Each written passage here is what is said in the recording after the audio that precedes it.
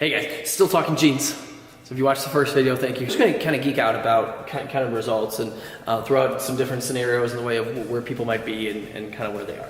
I'm gonna go over my results first. And I saw the captain. Jeans. He said to me, Jeans. To be very, very slow twitch. I am, I here in the way of the endurance alleles. I have two of them, both of them. So I am crazy wired up for endurance. Question, Adam? Yes, Lauren? I'm a general person. What does slow twitch mean? So three basic types of fibers in the body, but there's slow twitch and then there's two different types of fast twitch. Slow twitch predominantly happen to be in the legs. Faster twitch are more in the upper body. And slow twitch are able to fire more slowly, but for a longer period of time. Consistently. Fast twitch are hard and fast and explosive and done. Tired. Mm-hmm. So if you're a very slow twitch athlete, to distance run or to triathlon or something like that is up your alley. If you're a fast twitch athlete, you're probably strong or explosive. A high jumper, a pole vaulter, Olympic lifter, a power lifter. Very hard, very explosive. Speed up quickly, but hard to maintain that for a long period of time. Yes, absolutely. It's almost like cats and dogs. Like a dog is kind of a slow twitch because they just go and go and go and go and go. Cat is super fast. Make that noise again. Like a python. But then they lay around and they sleep all day. So that's kind of that kind of helps. Yeah. Also, I'm very good at clearing. It's farther down the road here. Clearing lactic acid. When it comes to I'm able to create that and clear it really well, which again kind of goes along with the endurance thing. But then on the same end, I'm really good, and I think it's farther up the thing here, of creating muscle volume of general hypertrophy. So I don't know why that is. It'd be neat if I was the really lean endurance guy. I might have won Boston a couple times, but not so much the case. But I do think that's kind of why I gravitated to the triathlon thing. If I just ran a straight road race, I'd be smoked by the prepubescent 125-pound little boys. But if I did a triathlon, I could smoke them in the swim and the bike, and they would never even find me on the run because I'd be that far ahead. Or even going the other way too, if I went up against hardcore collegiate swimmers. They would beat me out of the water, but I could catch them on the run and then the bike, or bike and then the run. Here's kind of what I'm gathering from this. We have people that come in, they have very endurance-y backgrounds. If they're looking for general fitness, if they're looking to get just more healthy as a whole, or even more competitive within their sport, it's wise to put in strength and conditioning, some type of strength work into their program. Gymnastics, Olympic lifting, powerlifting, etc. So all of that is good. My best triathlon days when I first started doing CrossFit, and I started to integrate full depth squats and deadlifting and pull-ups, stuff I'd never done before. I just swam and I biked and I ran, and that's it. Rinse and repeat. Yeah. I would do intervals and different things like that, but that no real strength training outside of some push-ups now and again. So if you're that general endurance person, or you think you're an endurance person, or you've done endurance and you don't hate it, you probably need to supplement with some strength stuff. That strength stuff for you, at least for me, is not going to be because max out days just wreck me. Like if I do heavy stuff, I am just toasted the next day. It's just not, that intensity fries me. With the slow twitch that I am, that burns me up. But I can do the volume. So I'm much more effective at doing 5 sets of 5 or 3 sets of 5, or that higher amount, just a little lower intensity. Because obviously the weight will be less if I'm doing a set of 5 versus if I'm doing a max out. Right. so say goodbye to friends, family, and the people. There are people who are backwards of that.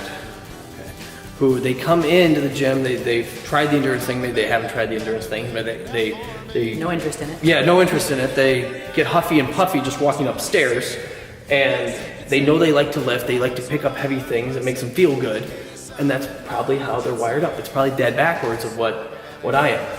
Lauren, I think, is an odd hybrid combination here.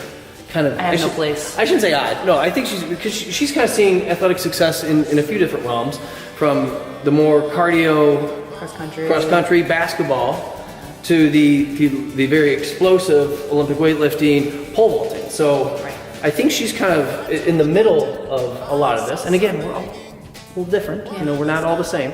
But if somebody is even farther on that explosive spectrum than what Lauren is here, for them to come in, it's probably wise for their general fitness to insert some type of, you know, cardiovascular stuff, rowing or running or, you know, swimming or biking or something like that.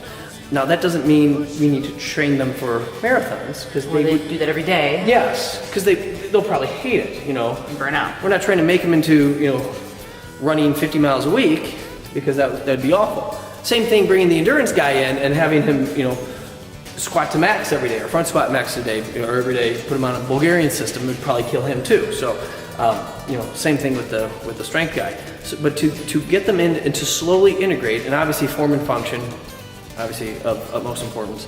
But once we get that strength person in, to be able to add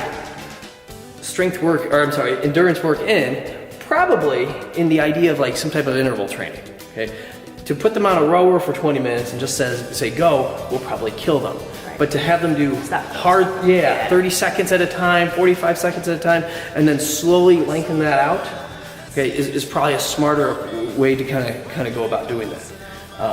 So there needs to be kind of a happy median with this, and not everybody is the same, and that's the beautiful thing about CrossFit and what we do. That we can really alter this kind of to make sure that we're meeting the needs of our people. But then also in the same breath, this has kind of given me peace of mind, knowing the type of athlete that I am. That not that I've lowered my standard, but I need to bang your head against a wall every day trying to be something that you're not wired up to be. Exactly. Why can't I deadlift 800 pounds? You know, and it's just that's never going to happen for me.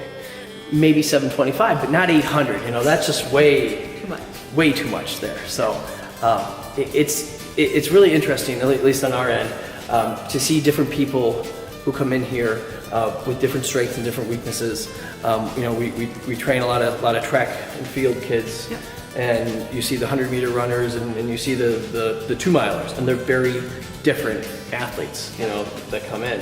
The 100-meter runners being extremely explosive, the 2-milers being extremely distancy. The track team metaphor just kind of, you know, what kind of athlete are you? Are you the 100-meter runner? Are you the 2-miler? Are you somewhere in between? That's a beautiful thing about track and field. It really lends itself to be anybody, like any athlete can do it. If you find a niche. Yeah.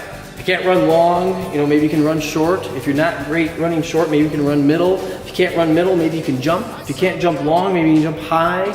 You know, and if you're just friggin' strong, well, then you throw. I mean, so there's a little something, and if you're just crazy, then you pole vault. So, you know, a little bit of everything. Family and the people you love. He called the mainland, better make enough for me. Think about it. So all those athletes are on the track team, right? And there's probably a lot of training they do that overlaps. But coaches knowing, hey, this girl is pretty good at jumping long, they're not gonna have her practice jumping high every day. Will they fit it in there? Some height would help her length? Probably, yeah. But they're gonna have specific programming to meet her goals and help her performance increase in the most time-efficient way as possible. And that's what we try to do here. We have very limited time. You wanna get in the gym, you wanna get your work done, and you wanna go home. We don't wanna have you here for 3 hours. So we know your goals, know what you need, and we try to mesh those together to find the most direct route we can to achieving the very best version of you that you can get.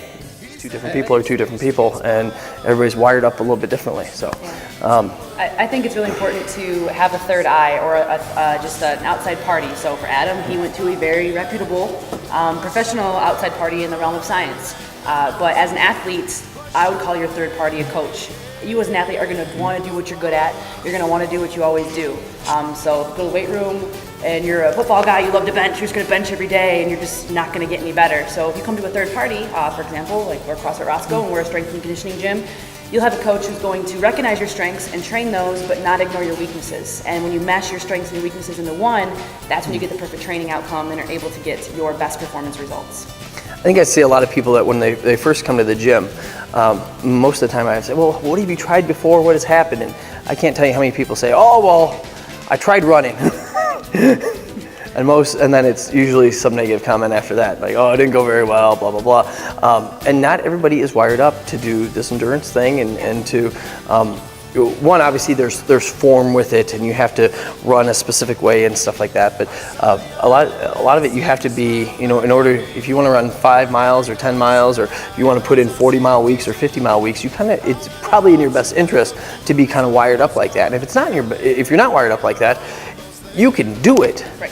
It's just really hard, which is, it is what it is. But that's the beautiful thing that is strength and conditioning. So.